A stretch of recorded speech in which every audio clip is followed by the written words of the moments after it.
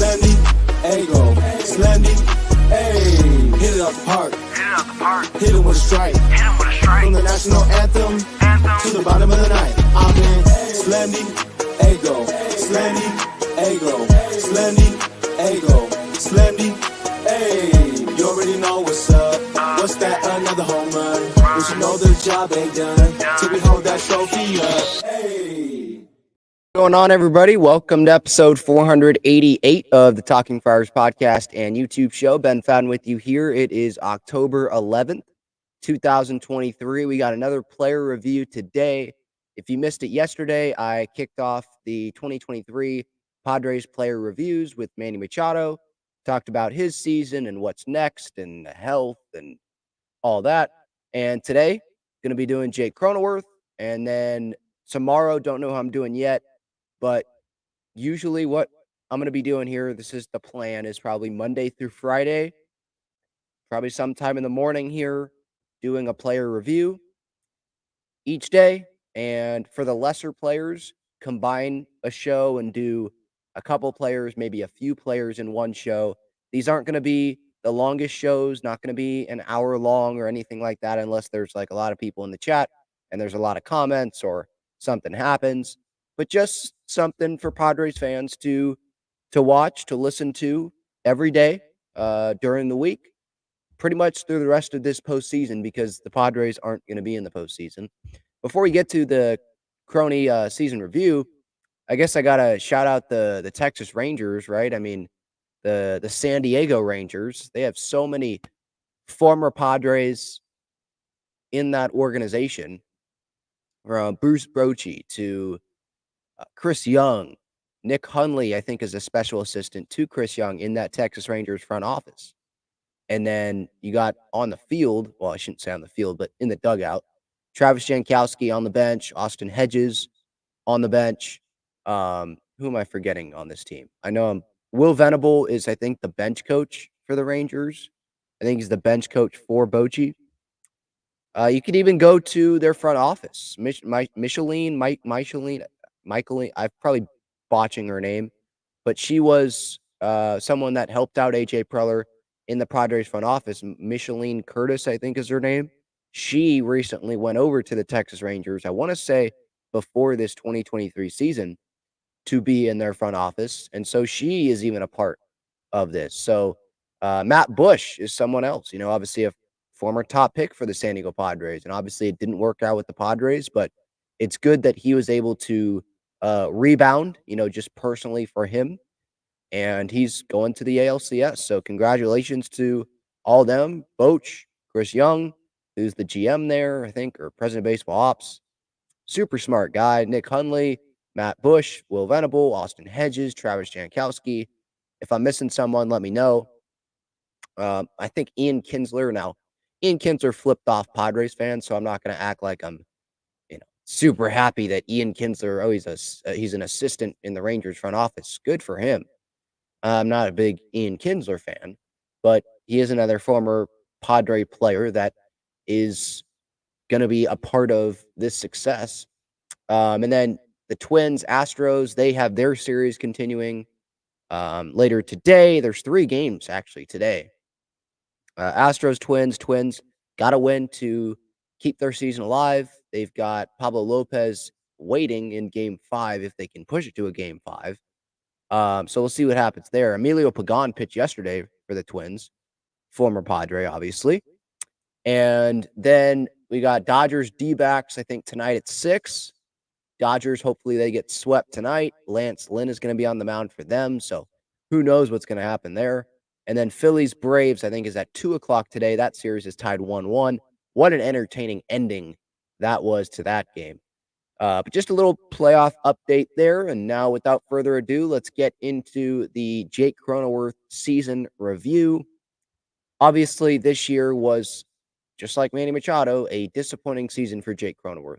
Maybe it was more of a disappointing season for Jake than Manny, because Manny at least finished with 30 home runs. I think his OPS plus was over 100. You look at Croney, I mean, this was a bad year. I know he had the injury at the end, but his season had pretty much already been written before he got hurt. He only had 10 home runs, which he's not a 30 home run hitter. Like, if people expected Crony to go from second base to first base and all of a sudden turn into Freddie Freeman, I don't know what to tell you.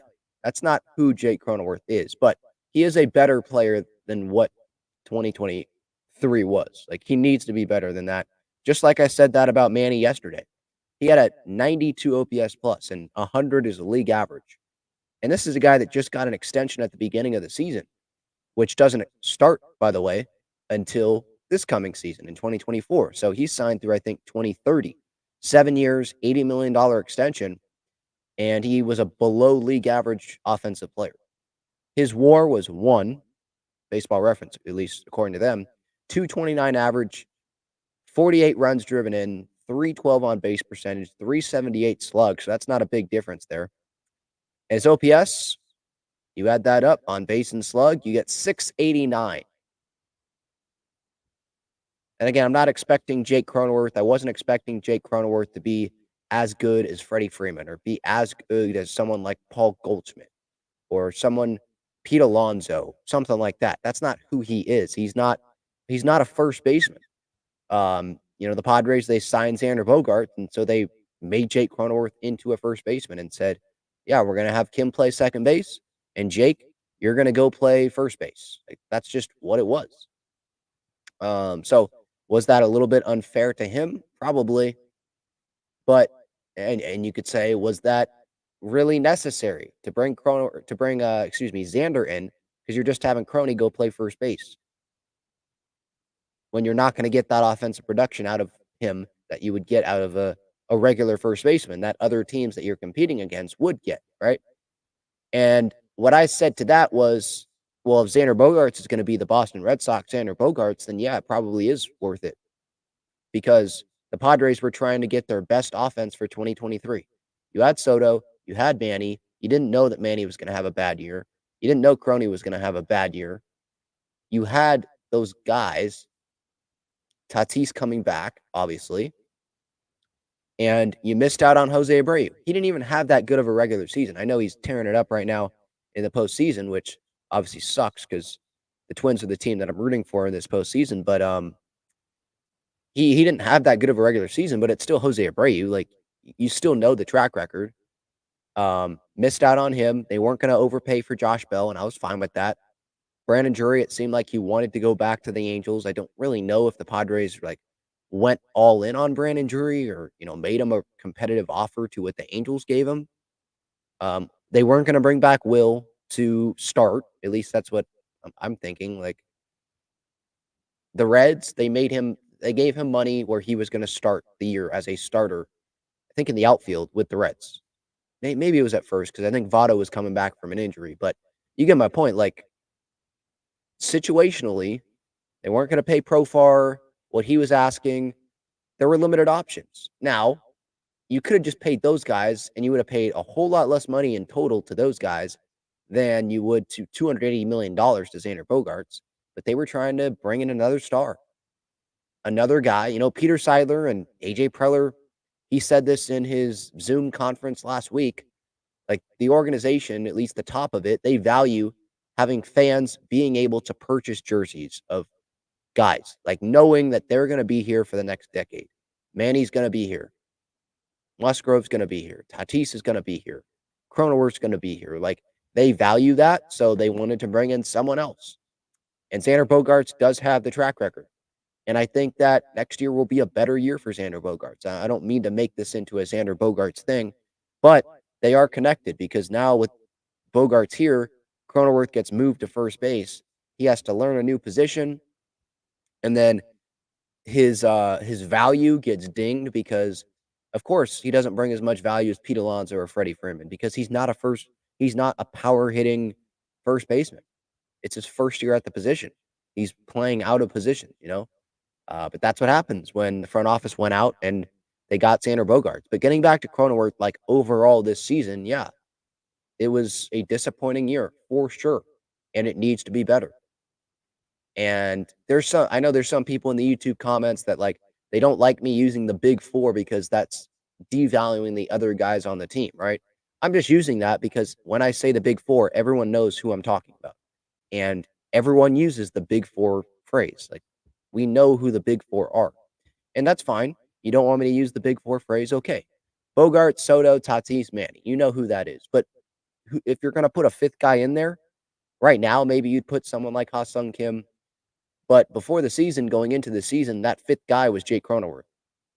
And you look at the postseason teams around baseball, if you're a top-heavy lineup and you have four guys, three guys, that's it, you're probably not going to have a ton of success. But if you have some depth in the lineup and you're sure you want to have like your superstar players, but you got to have depth behind that. You got to have productive players behind that. And that was a big problem this year with this Padres team. You bring in Cruz, you bring in Carpenter, those guys were not productive enough. Cronenworth was not productive enough. Grisham not productive enough. Right? Like, and then you, instead of just being like, okay, you got four guys who are productive and then look at the rest. No, it's not four guys that are productive because Manny was not good enough. Bogarts was not good enough. And then you look at Soto and you look at Tatis. Okay, you could put them in the group that, okay, it's productive. You add Ha-Sung Kim to that. That's three. Who else in your lineup is productive enough? Who else was doing their job enough? You could point to the catching position. Okay, with Campy and with Gary Sanchez. But Gary did fall off a little bit production-wise after that amazing start, which was expected. He wasn't going to hit like that his entire Padres season. Campy was out for a long period of time. Austin Nola was relied upon heavily in the first part of the season, and he wasn't producing. So when you look at, if you want to point to the catching position, it wasn't like as productive as it still probably needed to be, especially when you consider the rest of the lineup not being as productive as it needed to be, right? So again, going back to Crony, like he is a part of that depth. He is a part of the guys that are not named Tatis, Soto, Manny, Bogarts that need to be better because this is a team thing, right? You're gonna have guys that are gonna slump. It's just gonna happen. That's baseball. Crony's gonna slump. But when Manny's slumping, when Tatis is slumping, when Soto's having a bad month or a bad couple months, or when Bogarts is having a bad couple months, or his wrist is hurt, who's going to pick up that slack, right? So, yeah. And then Crony, again, he's here. Like, we can talk about, oh, should the Padres move Jake Cronenworth? Because this is a season review. So it's not just a review of the season, but looking on what could happen next year. We could talk about, should the Padres move Jake Cronenworth? And some would say yes, because, well, you'd rather have Ha-Sung Kim play second. He's a better player than Jake Cronenworth is right now. Xander Bogaerts, no one's taking that contract. Manny's staying here, obviously. Tatis is staying here. You don't want to trade Soto. Maybe you can save some money by trading Jake Cronenworth. And you can free up some money. Maybe you give Ha-Sung Kim a contract, right? Maybe that's the Padres. They decide, man, that's the guy we actually want long-term production-wise over Jake Cronenworth. But what I would say to that is that's much easier to say than to actually pull off. I mean, what team is going to take the Jake Cronenworth contract when they can look at the same numbers that the Padres can and see that every year offensively has gotten worse on base percentage? In 2020, I know it was a short season, but 354. 2021, 340. 2022, 332. 2023, 312. You look at the OPS, 831 in 2020. In 21, it was 800. In 22, it was 722. And in 23, it was 689. Like, it keeps going down. The production keeps going down. I don't think that every year the production is going to go down, because then he's going to be a really bad player. But it can't keep happening for sure. And I was trying to, before coming on here, and be like, what needs to change, and try to figure out what needs to change from Jake Cronenworth, like looking at the ground ball rate and the walks and hard hit percentage and the fly ball. But when you look at 23 compared to 22, there's not a whole lot of differences. Exit velocity down like 1 mile per hour. I mean, 87.3 in 22, 86.4 this year. The walk percentage was a little bit down. The strikeout rate, though, was down. Hard hit percentage was a little bit down. Line drive rate was actually up. Line drive percentage. Ground ball percentage was a little bit up. 35.8 last year, 36.5 in 23. The fly ball percentage was down. So I was thinking during the season, like, no, Crony's a guy that he's trying to launch it too much. Excuse me. He's getting out of who Jake Cronenworth is. He needs to be a more line drive guy. But you look at the line drive percentage, it was higher this year than it was last year. The ground ball rate was higher than it was last year. So it's the fly ball rate was down. It's not like he was hitting more fly balls this year, which I felt like it was. And the strikeout rate, I thought he was striking out more this year than he was last year. That strikeout rate was down. The home runs were down, obviously, too. But it's like, I'm just confused on, okay, what does Jake Cronenworth need to do? Because I thought one thing going in before looking at the numbers, like, yeah, okay, be more of a line drive guy, use the opposite field, don't try to launch stuff, stay within yourself. And I could still see that because, like, visually, the numbers might not see it, but it's like, yeah, he wasn't staying in himself, especially early on. So, yeah, you can try to change that and be yourself the whole season. But the numbers, I mean, the numbers don't lie. The numbers say, is he, like, results wise, was he being something that he was not? You know, it's a little confusing with Cronenworth. I'm going to take a look at his baseball savant page here and see what shows up there. Let's see. So fielding value is a little bit below average at 41 percentile. Whiff rate, he doesn't strike out. Like, it's really good. But when you look at baseball savant, there's a lot of blue with the batting in 2023. X slug, X batting average, WOBA, X WOBA, exit velocity 16 percentile, not hitting the balls hard, not getting a lot of barrel rate 12th percentile, hard hit percentage 15th percentile. Like, it's not good. Like, he needs to hit the ball harder. But I'm not a hitting coach, so it's hard for me to be like, okay, hit the ball harder. That's what you need to do. What, you think he's not trying to hit the ball hard? Like, of course he's trying to hit the ball hard. I don't really know what he needs to change. It's pretty much hope. I feel like I'm going to be saying that a lot this offseason, talking about certain players and just the Padres overall. We just got to hope that the numbers can turn around next year. Because I know he's working his butt off to try to get better. I mean, I hear things about how he's like when Tommy Pham was here, I think it was him and Cronenworth were like the hardest workers there. I forget where I read that, but I think I read that this season. Something about Cronenworth was like the second hardest worker behind Tommy Pham. And he's always trying to get better. And he was pissed off. And he mentioned to Kevin Acee during the season, I forget what month it was, but he was mentioning how, yeah, like, maybe I am caring too much or I'm trying too hard. But then, like, Xander Bogaerts, he was telling the media as well, like, is it a bad thing to be caring too much? Is it a bad thing to try too hard? Like, I don't know. I mean, you want to be trying. You want us to care a lot, right? Like, I think that's what Xander's point was, and maybe that's what Crony's kind of point is. Like, we want these guys to care. We bash these guys when they don't put in the extra work. They don't do the little things. But then it could be a negative sometimes if you're working too much and maybe trying to change things too much instead of just letting it come, because when you're working too hard and then you're getting the box and you're pressing, oh, these guys are pressing, stop pressing. Okay, well, if they stop pressing, then some might say, no, you need to keep trying. You need to try harder. It's not working. So you need to keep trying other things. And so it's a balance. So we'll see. And positionally with Crony, yeah, he should probably be going back to second base.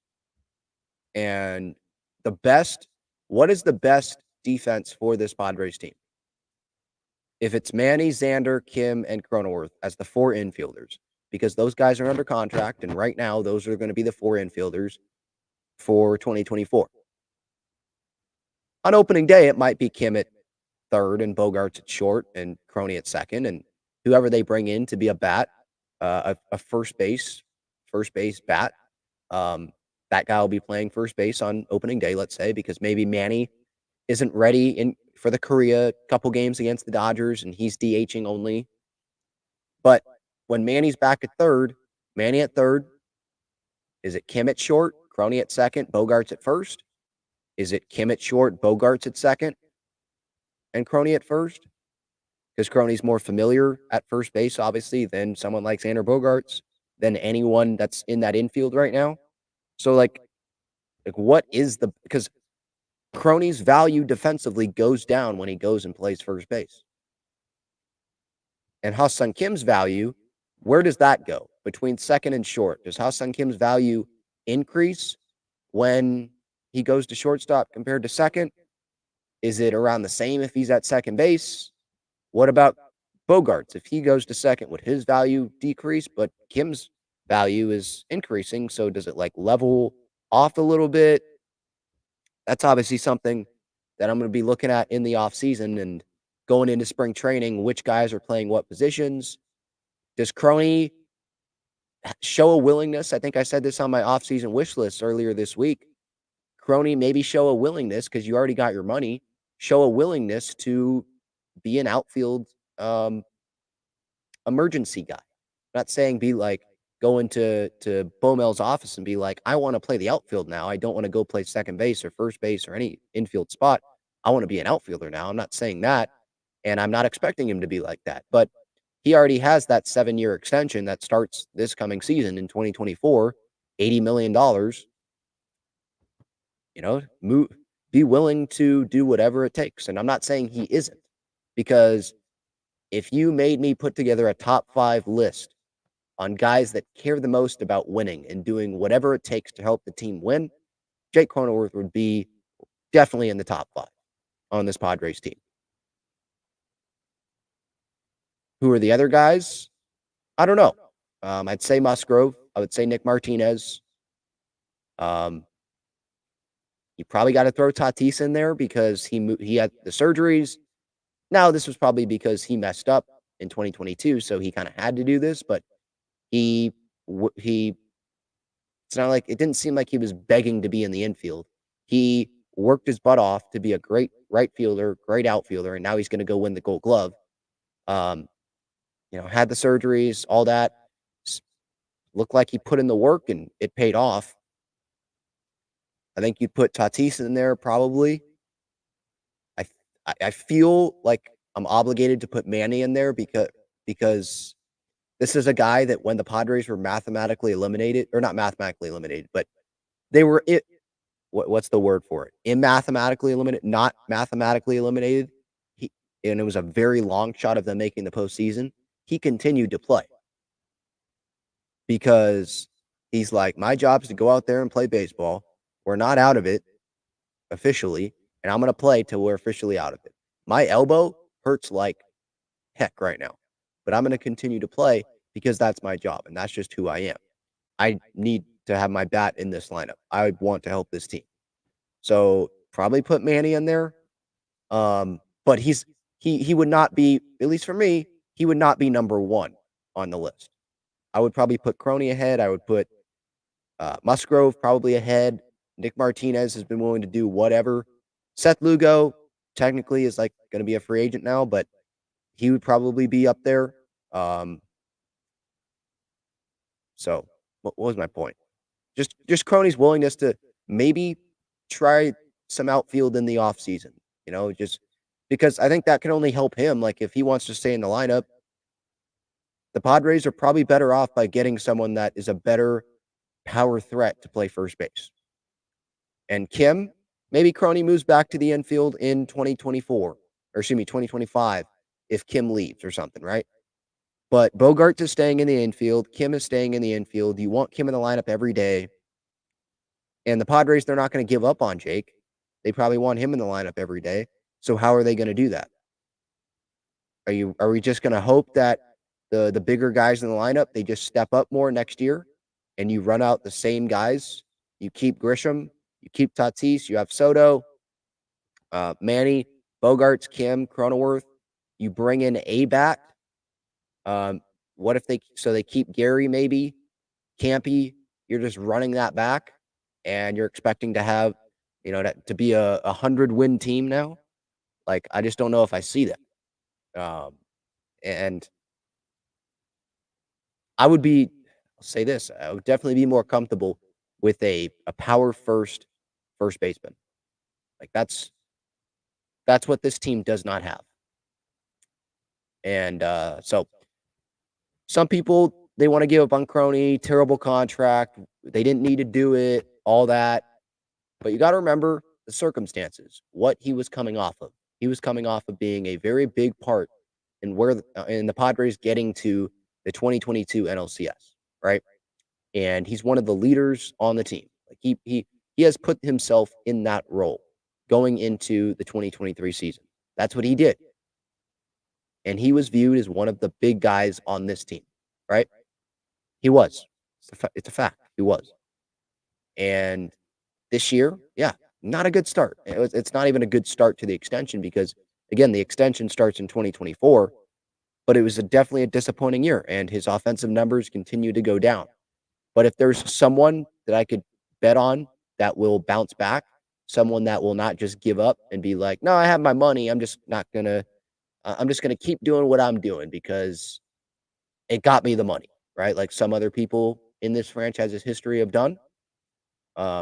If there's one guy I could bet on that will be willing to do whatever, I would bet on Jake Cronenworth as one of those guys on this Padres roster to do that. So, yeah, I'm hoping that maybe some more balls fall. I don't know because, again, like when I was looking at the numbers, yeah, hit the ball harder.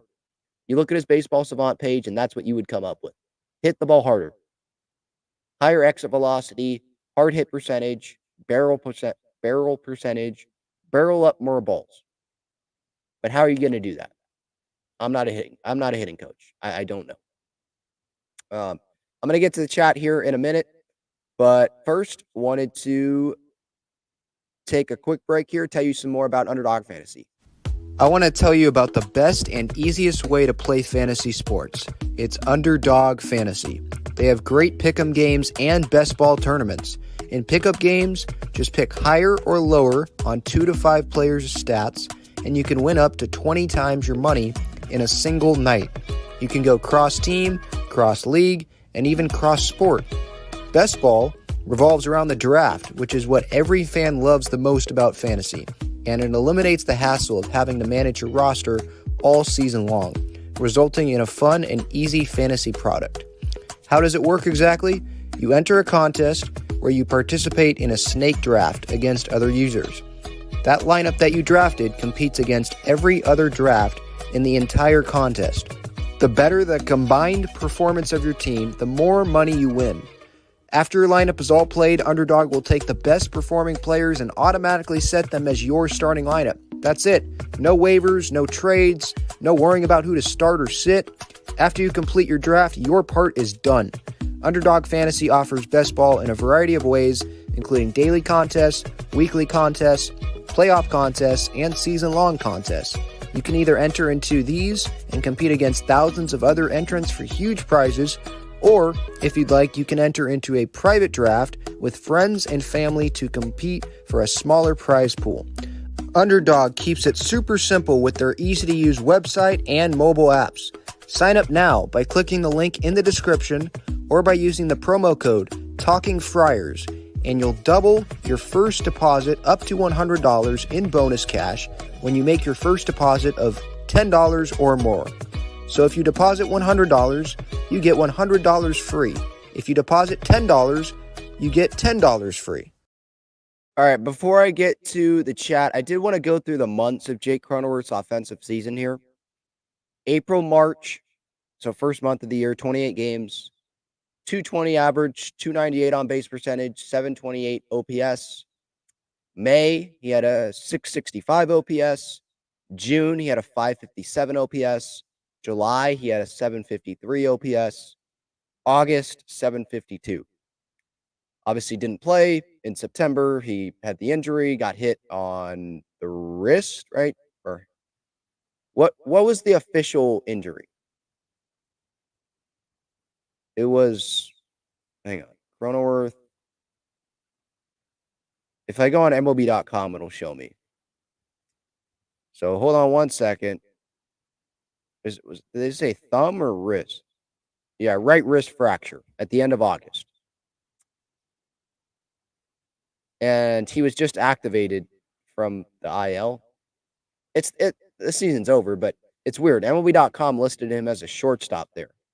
So I don't think that's the Padres that do that. I think that's just MLB.com, some random generator for numbers, because the dude didn't. He was a first baseman this year. That's weird. Anyway, yeah, I mean, just offensively, the middle of that year for him, it was bad. I mean, May 665 OPS and 557 in June.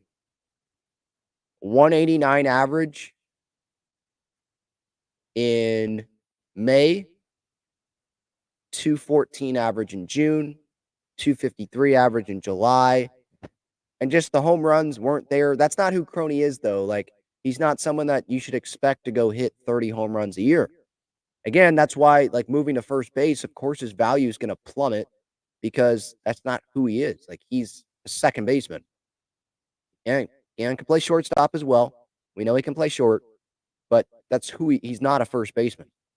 And the Padres, they tried making him into a first baseman, and maybe they'll try to make him into a first baseman again in 2024 because Bogarts doesn't want to move there closer to the bench.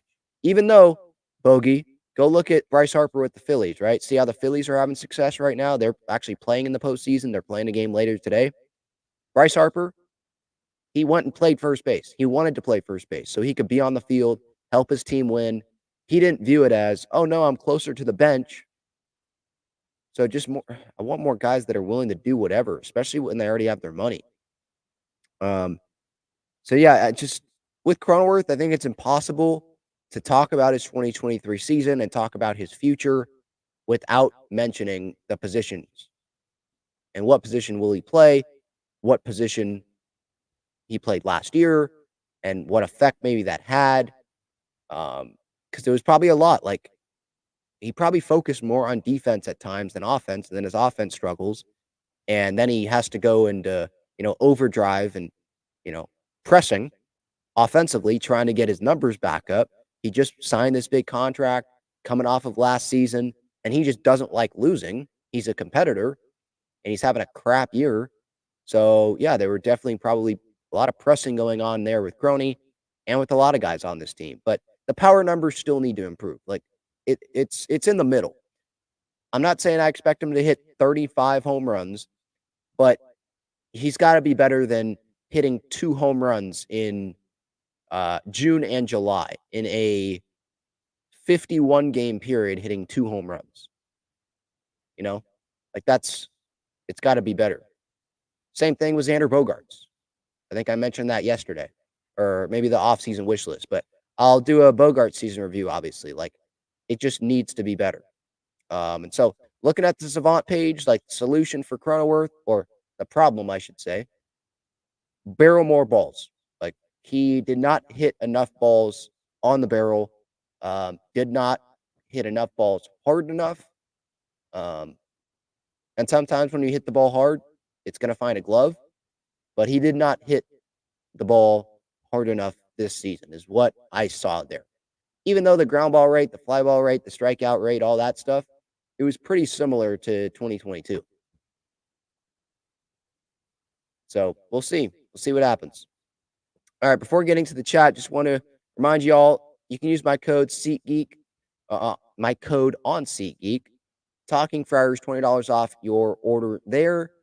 Underdog Fantasy, click the link in the description, or you can use my code Talking Friars for a 100% deposit match up to $100. BreakingT.com, and click the link in the description there. Some great San Diego sports swag, Padres, Aztecs, Wave.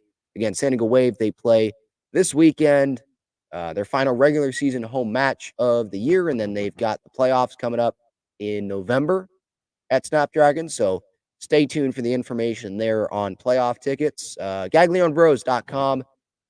Their main location is on Friars Road. Got the website description. The website is in the description. Great cheesesteaks, garlic fries, available at Petco Park during the Padres season at Snapdragon Stadium. Again, Friars Road is their main spot, so you can go there for lunch or you want some dinner. Go there. Great, great spot. Tell the folks over there that Ben Fadden Talking Friars sent you there. And FOCO, click the link in the description for FOCO if you want to check them out. Some cool Padres bobbleheads and collectibles. Some people maybe are watching or listening to this show that aren't from San Diego, so they weren't able to go get those Padres bobbleheads from this past season.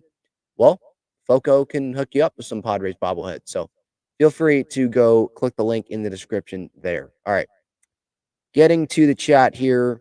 If you want to join the show, by the way, I always give that opportunity. Click that link that is pinned up at the top of the chat. I know I'm throwing just a bunch of links at you, but if you're interested in some of these links in the description, if you want to join the show, you can click the link that's pinned up at the top of the chat.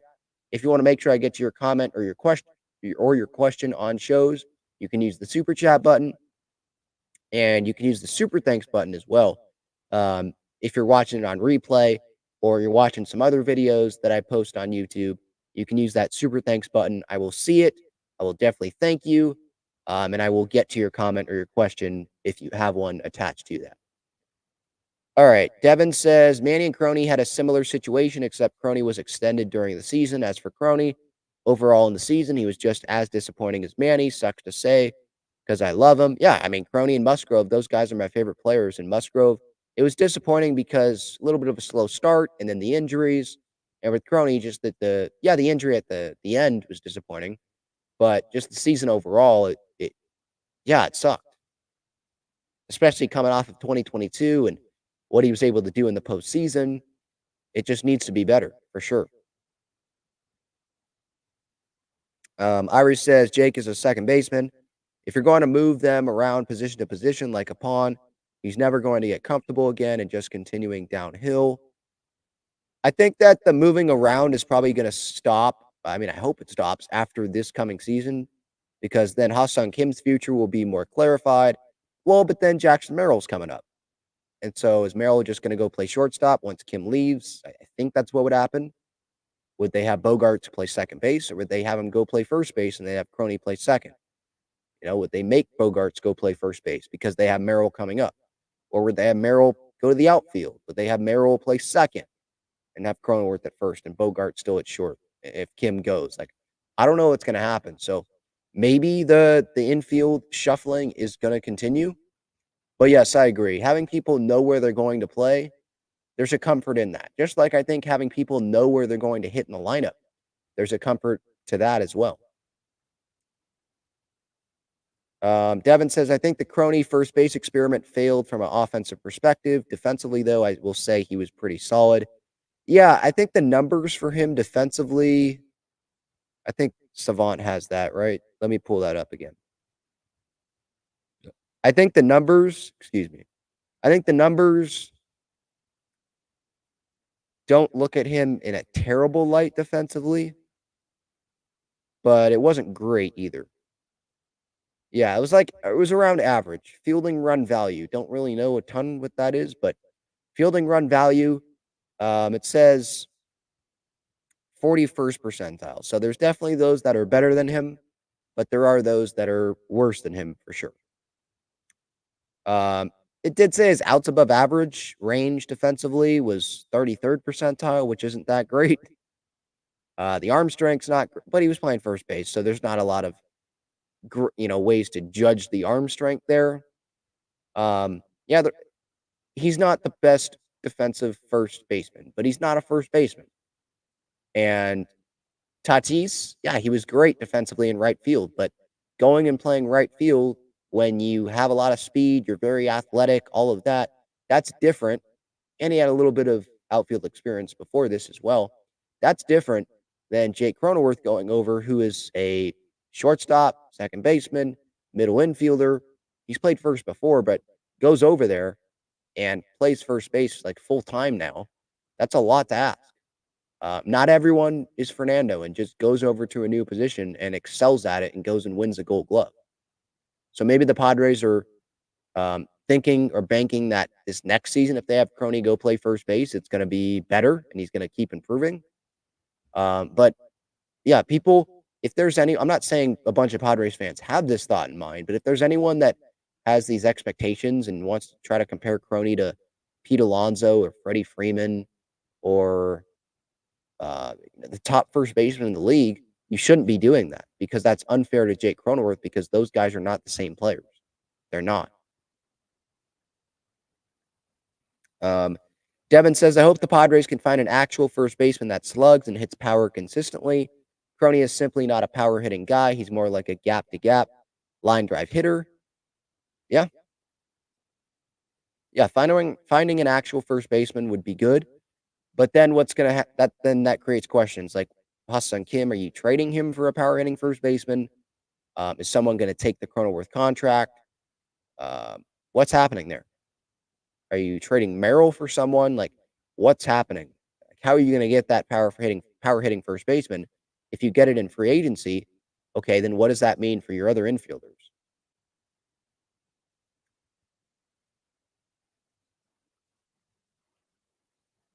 Let's see. Going through the chat here. Irie says, Manny is not going to want to be a DH all year. He's going to want to get back to third base ASAP. Yeah, of course. Of course. Yeah. And when he's ready, he'll be playing third base, of course. But he shouldn't be rushed. Yeah, don't rush yourself, Manny. Padres, don't rush him. Ha-Seong Kim can play third base. Like, it's fine. The most important thing is Manny getting back fully healthy and Manny being in the lineup, right?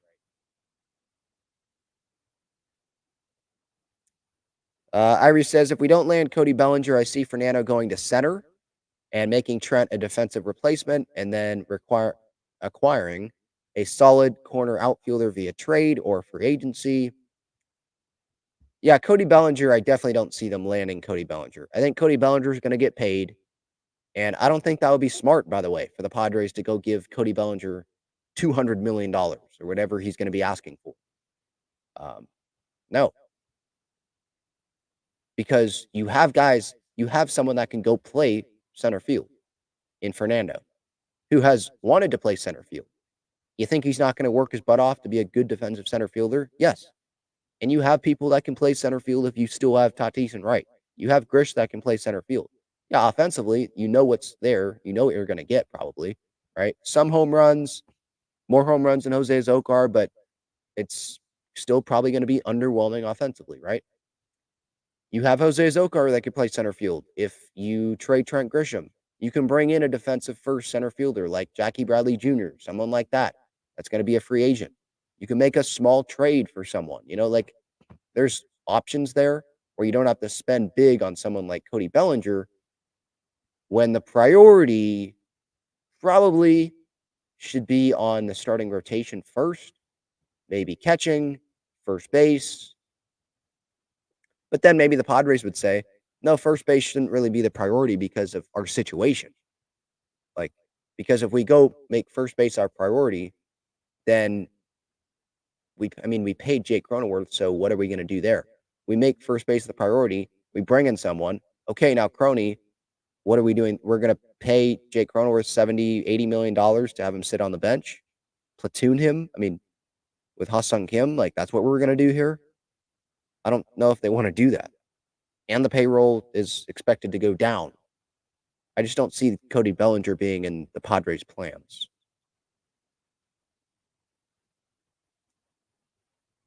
Devin says Padres need to stop giving big money contracts to one player. It's time to sign fringe contracts to build the depth to help the lineup. Well, yes, building out depth is important as well, but not signing fringe players, signing guys that you think you can get more out of, maybe that other teams haven't, I guess. But yeah, don't give multi-year contracts to guys that are, 36, 37, that are limited in what they can do, that, is limiting Bob Melvin in the decisions that he can make, right? Like the connect between Bo Mel and Preller, it needs to be better in this offseason. Bo Mel getting guys on his roster to manage that he actually wants on the roster, that play into how he likes to manage, and getting everyone involved, right?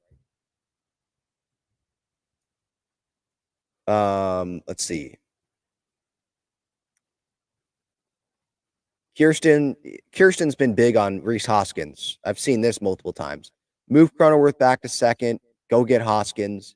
Okay, then I ask, what are you doing with Xander Bogaerts? Because you want Ha-Seong Kim to play, right? Or are you trading Ha-Seong Kim and you're having Cronenworth play second, getting Reese Hoskins, who, by the way, why would he want to go be with the Padres over the Philadelphia Phillies? When Phillies fans love him, he loves the Phillies. Bryce Harper probably doesn't want to be playing first base full time, and he probably wants Reese Hoskins to be a Philly still. So he'd be willing to go back to the outfield for that. And Hoskins going back and play first base. Like, why would Hoskins want to come to the Padres over the Phillies? Unless the Phillies don't want him back, but I just don't see that happening. But yeah, again, moving these guys, moving Cronenworth back to second. So you get let's say they get Hoskins. How much is that going to cost? And that's going to help you trim the payroll. If you get Hoskins, are you trading Soto to compensate for that so you can keep the payroll going lower? Ha-Seong Kim, are you moving him if Hoskins is in here and Cronenworth's at second? Are you making Cronenworth Cronenworth and Kim? You're just going to platoon those guys. You're going to still have Bogaerts play every day at shortstop. There's questions there. If you go get, because Hoskins, he's going to want to be here long term as well. So you want to give another long term contract out? Yeah, Devin, this offseason, I'll get into the first baseman free agent options. Yeah, I'll get into that. Yeah, CJ Cron, Irie, I know you keep bringing that guy up. CJ Cron, he is someone that the Padres could show interest in because he's a power first base bat. He can DH.